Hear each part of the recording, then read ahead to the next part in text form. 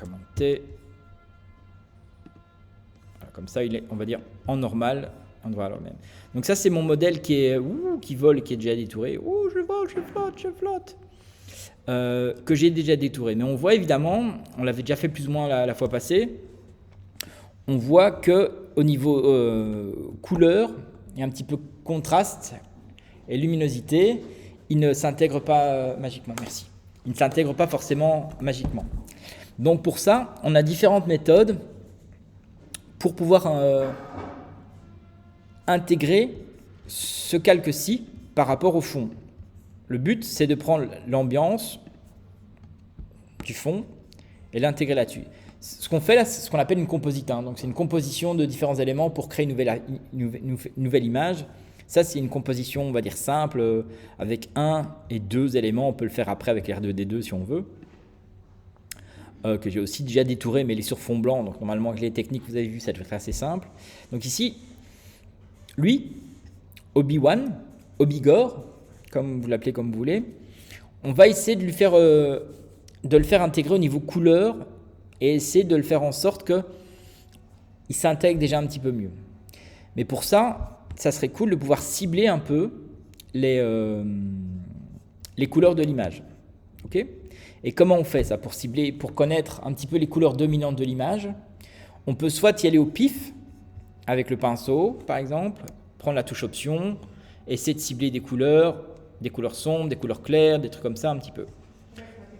Avec la pipette. Quand tu appuies sur Alt, quand tu cliques dessus, quand tu prends ton pinceau, que tu appuies sur Alt, tu cliques, tu vois qu'il va cibler une couleur, tu relâches, c'est ta couleur d'avant-plan.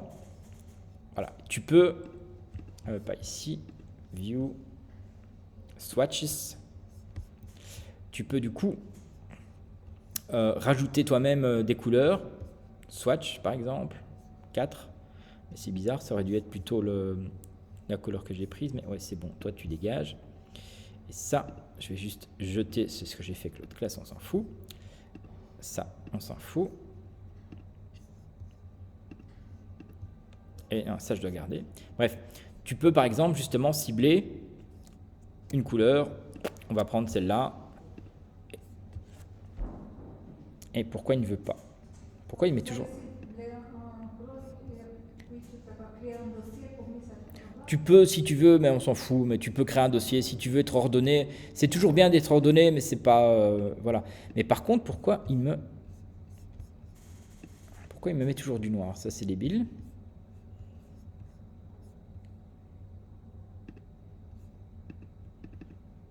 Ça, c'est étrange.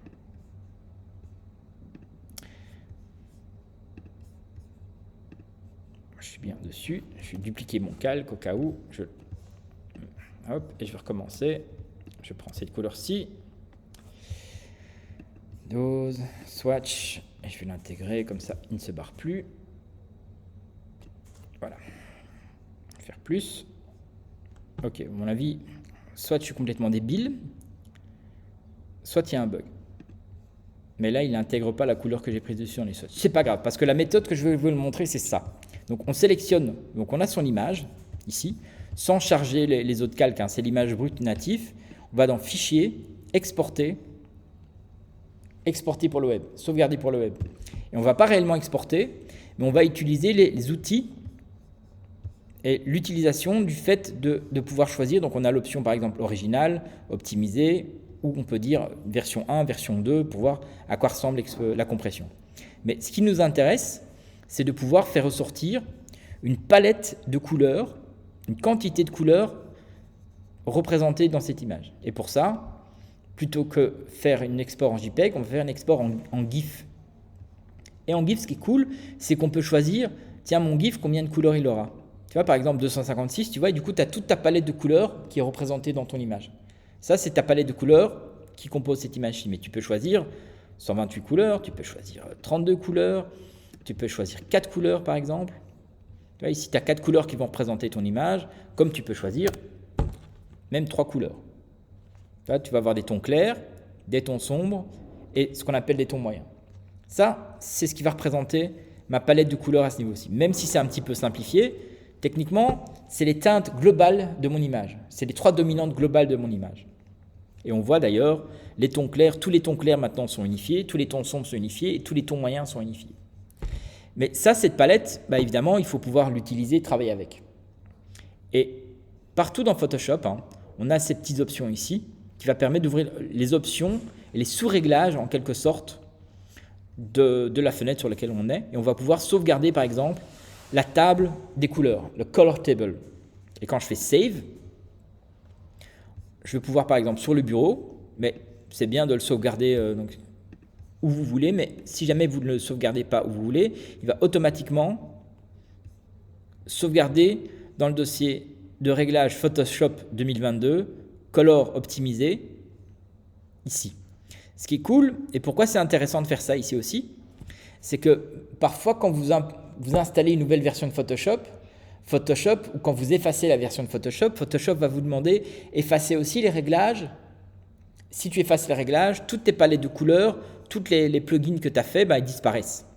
Donc là, c'est bien, tu vois, d'ailleurs, il y a mes settings de Photoshop 2020, 2021, 2022 qui sont toujours là, par exemple. Donc on peut toujours revenir dessus.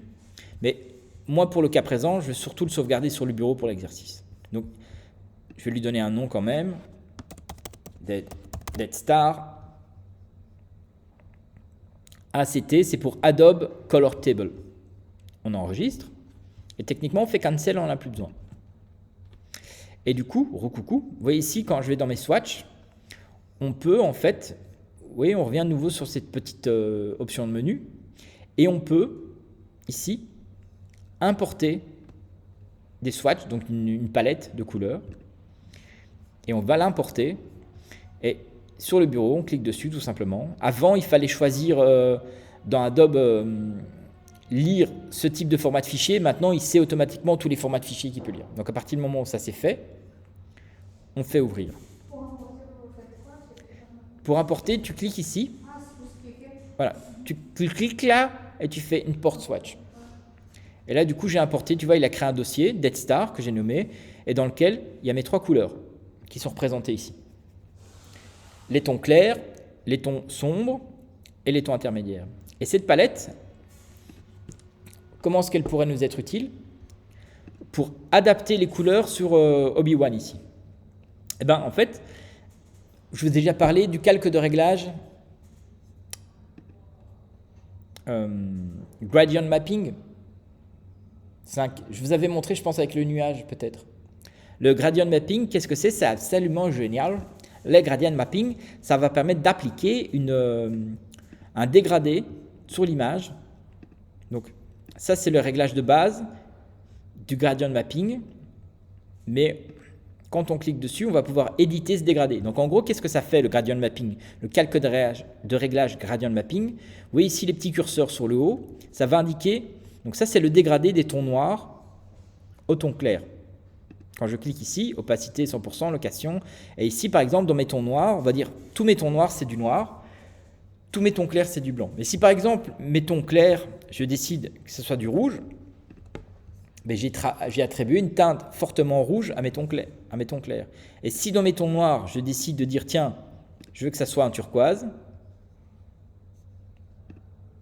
plus sombre évidemment, on va donner une espèce de définition, un petit effet comme ça de style de postérisation. Et du coup, on peut évidemment travailler, adapter pour modifier un petit peu ce dégradé, comme tous les dégradés. On peut rajouter une teinte ici. On va prendre un autre vert par exemple. On va aller plutôt dans les... Voilà. Cette teinte-ci. Et tu vas du coup dans mes tons sombres, tu vas pouvoir avoir des effets très contrôlables et des dégradés, justement, ça c'est l'intensité et la déclinaison vers un côté ou l'autre du dégradé, par exemple, pour avoir des trucs très très contrôlables si tu veux ou pas. Donc ça, c'est l'intérêt du calque de dégradé, ça va modifier les couleurs par rapport à la luminosité. Tu vois, du coup, tu peux vraiment contrôler un petit peu tout ce que tu veux. Mais comment nous, on va vraiment utiliser ça et pour intégrer et adapter les couleurs. Donc ici, on va prendre ici, et on va choisir couleur, et je vais cliquer par exemple sur cette couleur-ci. Donc ça, sur cette couleur-ci, couleur sombre, c'est la plus sombre. Qu'est-ce que c'est? Chat perdu. Encore un chat perdu, mais j'ai pas le temps de trouver des chats perdus maintenant. Mais je me suis inscrit sur un site pour aider les gens à récupérer le chat perdu. Donc parfois le soir, je vais aller chasser les chats perdus. J'en ai déjà trouvé 3. Donc bref, passons. Donc ici, c'est la couleur sombre dominante de mon image. La couleur, vous savez qu'elle est exprimée en RGB, en cyan, magenta, jaune, en couleur lab et en teinte, hue, saturation, brightness. Important, mémorisez bien le brightness ici, 13% de brightness, de luminosité. Je vais faire OK. Donc du coup, mes tons sombres vont être représentés par ici. Mais l'allocation, c'est où est-ce que mes brightness vont être représentés ici. Et là, je vais remettre 13. Comme ça, on va avoir une justesse. Et du coup, on équilibre aussi là, un peu la luminosité. Ça, c'est mes tons sombres. Je vais prendre mes tons clairs. Je vais cliquer sur mes tons clairs. Mais, hop. Je clique sur mes tons clairs et mon brightness 92. 92. Localisation 92. Ça, c'est mes tons clairs. Et je vais en créer un troisième au milieu, ici, s'il veut bien. Et là, couleur, je vais prendre mes tons moyens. Brightness 54. On va faire OK. Je vais mettre 54. Là, on a défini en fait l'ambiance de couleur globale de mon image. Mais du coup, c'est un calque de réglage qui touche toute l'image. Donc, on doit le mettre ce qu'on appelle en mode décrétage. Donc, soit on fait un clic droit. Pas là, ici. On peut le mettre ici, Create Clipping Mask. Soit, avec la touche Option, on peut aller entre les deux calques, le mettre en Clipping Mask. Soit, ici, sur les propriétés du calque de réglage, on peut automatiquement faire Clipping Mask. Mais du coup, on voit qu'effectivement, la teinte, c'est très, très, très, très dominant. Donc du coup, ce qui peut être bien, c'est de le placer parfois en mode couleur, parfois en mode soft light, ou le laisser en normal. Ça, c'est une question d'une image à l'autre, et diminuer un petit peu l'opacité. Et là, au niveau teinte, il s'intègre déjà un petit peu mieux. Ça, c'est une première étape qu'on peut faire. Donc, du coup, on a déjà un petit peu adapté la teinte de l'image à ce niveau-ci. C'est déjà pas mal. Maintenant, on peut faire autre chose. Et ce petit autre chose qu'on peut faire, attention, c'est aussi avec un calque de réglage. On a peut-être déjà, j'espère pour vous, déjà travaillé avec des calques de réglage de courbes. Les courbes, donc c'est des calques de réglage qui vont permettre de modifier la luminosité, donc les tons sombres, les tons moyens, les tons clairs. Donc on peut modifier la luminosité comme ça, de manière très précise. On peut même mettre des points sur toute cette courbe, si on veut, et contrôler zone par zone pour faire des effets très créatifs ou très merdiques. C'est une question de choix.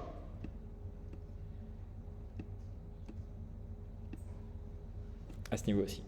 Donc voilà, évidemment, soit très créatif, soit pas. Mais du coup, on peut contrôler aussi les tons rouges pour dire tiens, je veux qu'il y ait plus de rouge dans mon image ou moins de rouge à ce niveau aussi. Donc on peut contrôler ces zones-là. On peut contrôler les verts, les bleus, tout ça. Donc on peut tout contrôler. C'est un outil très très puissant qui peut perturber un petit peu. On a plein d'options sur le côté. Mais qu'est-ce qui nous intéresse nous? Vous voyez ces petites pipettes ici? Ces pipettes, elles ont une utilité assez géniale. Alors, pour faire ce calque de réglage-là, ici, tu as le cercle demi-noir, demi-blanc. Tu cliques dessus et tu fais courbe. Courbe. Et tu cliques automatiquement un calque de réglage. J'en connais une qui a encore perdu son passeport, son mot de passe. Okay. Donc, ces trois petites pipettes, à quoi elles servent?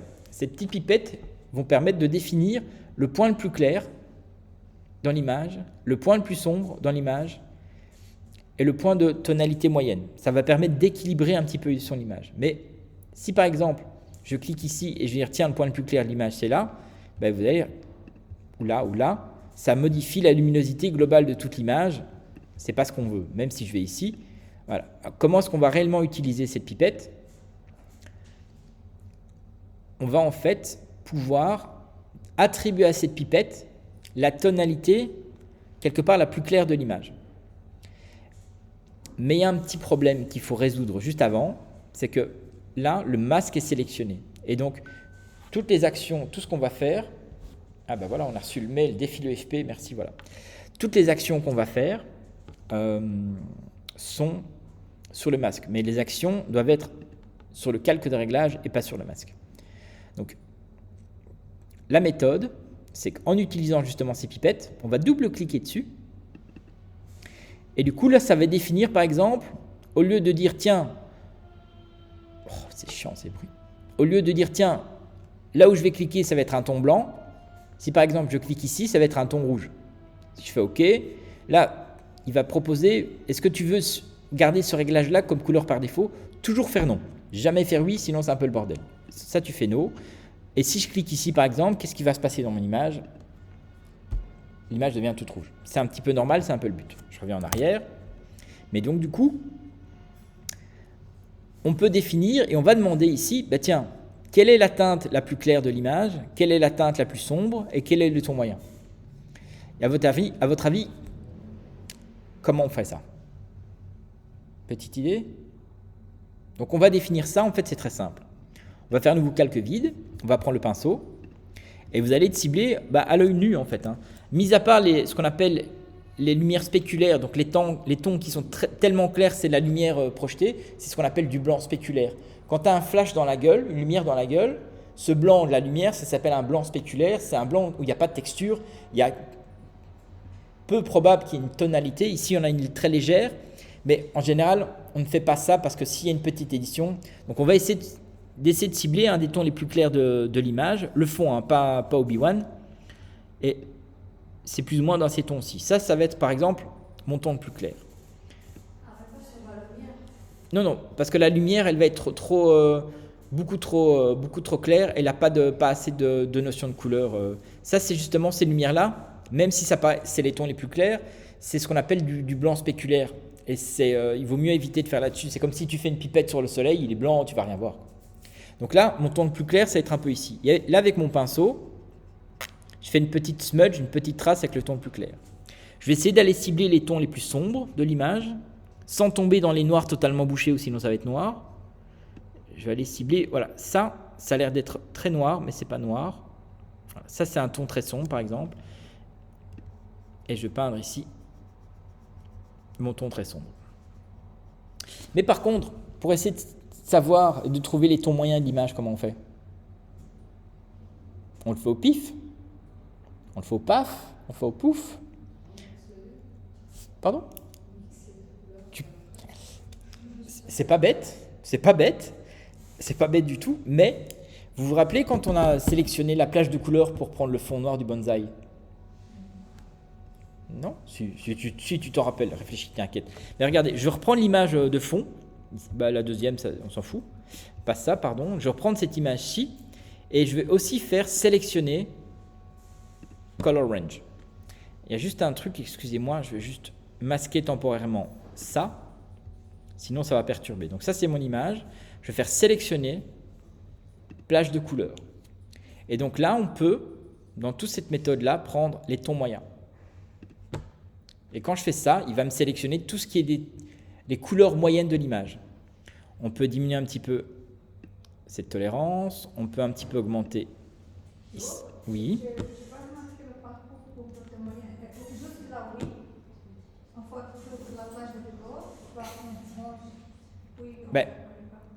Alors, une fois que tu as fait sélectionner plage de couleurs, tu vois ici, tu as en haut, sélectionné, et là tu fais sélection ton moyen.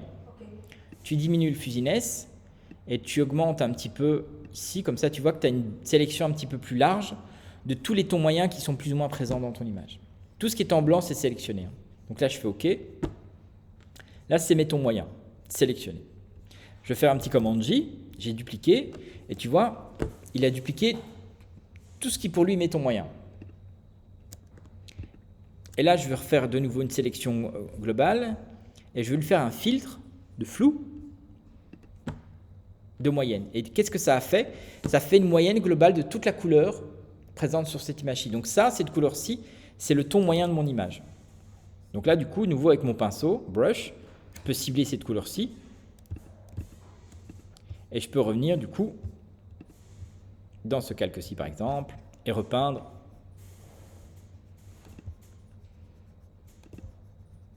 voilà, Ça, c'est mes tons moyens de mon image, qui sont très proches de ma palette créée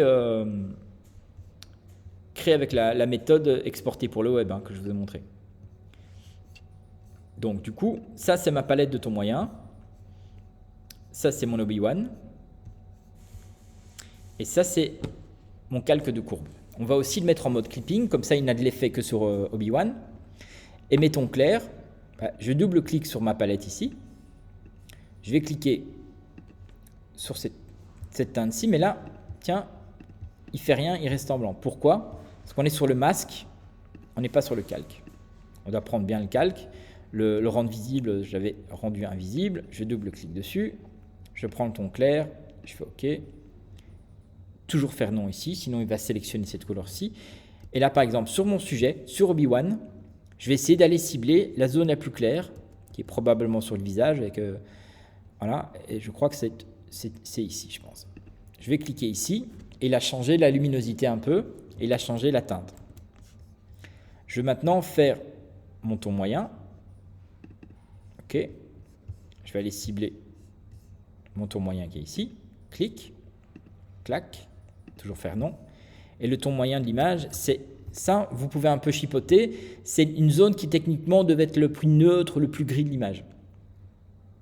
Je vais prendre ici par exemple, je crois que ça me paraît d'être un ton, voilà, là c'est encore mieux. Je m'adapte ici. Et là, on s'est adapté au ton moyen. OK. Maintenant, je vais faire la même chose avec la pipette, ton sombre. Je vais cliquer ici, je vais faire OK. Toujours faire non. Et les tons sombres, très sombres. Alors, on va aller ici, par exemple. Ouais, vous pouvez chercher, mais je crois que ça va être plus. Pas totalement dans le noir, sinon ça va être noir et tu n'auras aucune influence de couleur. C'est toujours mieux de prendre des tons très sombres, mais pas noirs. C'est pour ça que si tu prends des tons blanc, ça ne change rien au niveau couleur. Si tu prends des tons noir, ça ne change rien au niveau couleur. Donc c'est bien de prendre une notion et une zone très claire, mais qui a quand même une notion de couleur. Parce que ton but, c'est d'adapter les couleurs. Et donc là, du coup, j'ai adapté la couleur aussi pour qu'au niveau teinte, ça s'adapte. Donc là, j'ai fait mon calque de réglage ici aussi. Celui-ci, je peux le masquer. Et ce petit calque de courbe, je peux aussi, par exemple, le mettre, on peut tester, voir, en mode couleur, en mode soft light, mais ça augmente le contraste. Donc,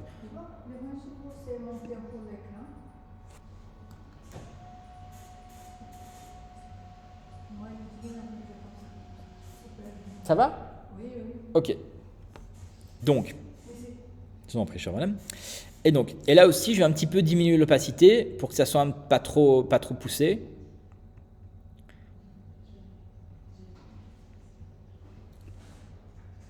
Voilà. Et là, au niveau teinte, tu vois qu'il est déjà beaucoup mieux intégré au niveau teinte de mon image. La preuve, je vais grouper, je vais remonter ça, et je vais grouper ce calque-ci, ce calque-là. Hop. Je vais les grouper, je vais les mettre en mode décrétage.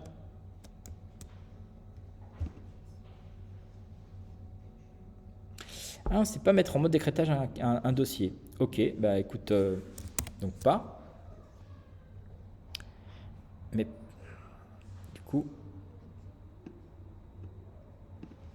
tu vois, au niveau teinte, je vais quand même un peu diminuer encore l'opacité de celui-ci.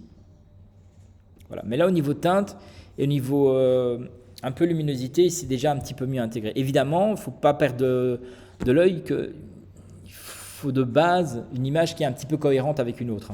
Donc là, on a intégré avec deux calques de réglage, avec deux techniques différentes.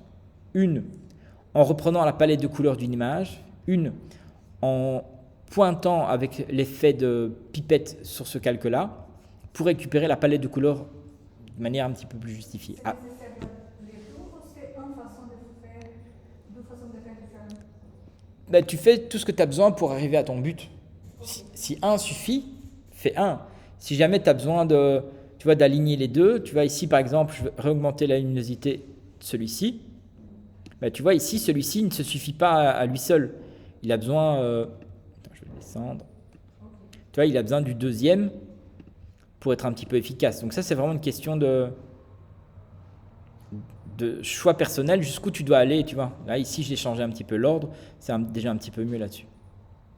Ok, donc ça, c'est adaptation de couleur. Je vais vite refaire le même principe pour R2D2 qui est là. Ok, alors, qu'est-ce qu'on peut faire, à votre avis? Ben, je peux tout simplement dupliquer ces deux calques.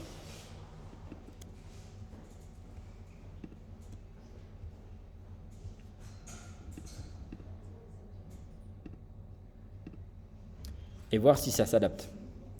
Ça s'adapte, mais donc celui-ci s'adapte, mais celui-ci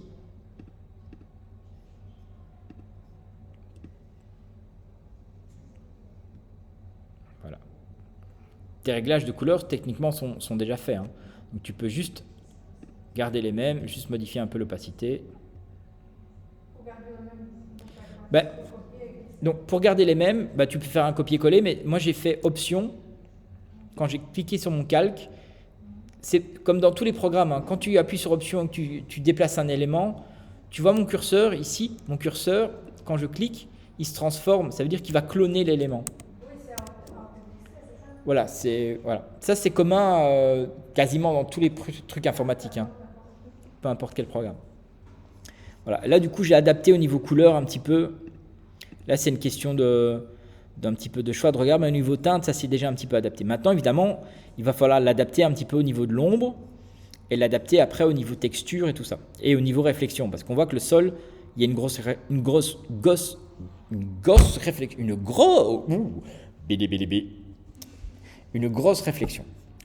Je vais arrêter la vidéo là pour la couleur et après je vais faire une vidéo pour la réflexion. Bouille Akasha.